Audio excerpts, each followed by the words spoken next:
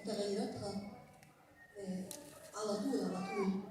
فأحد الحكماء قال كلمة جميلة أحبكم تعرفوها، يقول: يعطي المعطي قدرة ولعديم القوة يكثر شدة.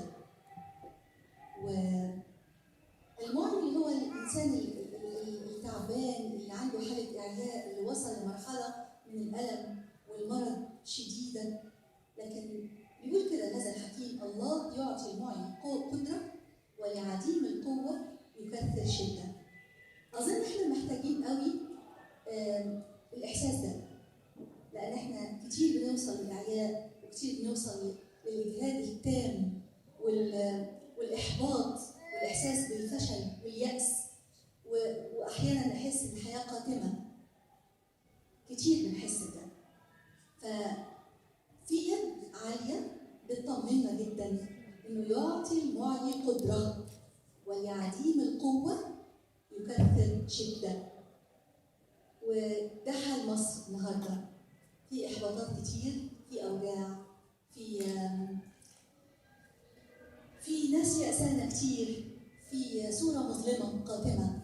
لكن احنا عارفين كويس إن مصر بلد محبوب من الله جدا. مصر شعب مختلف في منطقة مختلفة، في ظروف مختلفة، في تاريخ مجيد مختلف، يطمنا إنه الله لم يتخلى عن مصر طول الصعوبات اللي مرت بيها.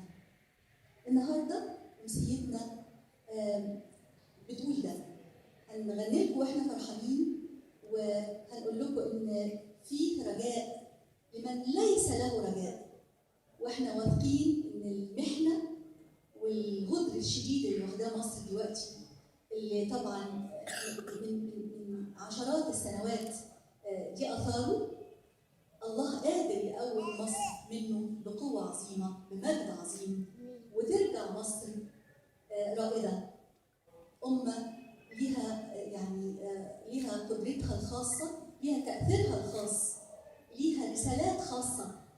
ده ايماني بثقتي وثقه اولاد مصر الغاليين، وثقه اولادي الملائكه اللي واقفين قدامكم، واثق انها كمان ثقه حضراتكم اللي شرفتونا النهارده، ويعني اسعدنا وجودكم. نتمنى تكون امسيه مميزه وجميله باذن الله.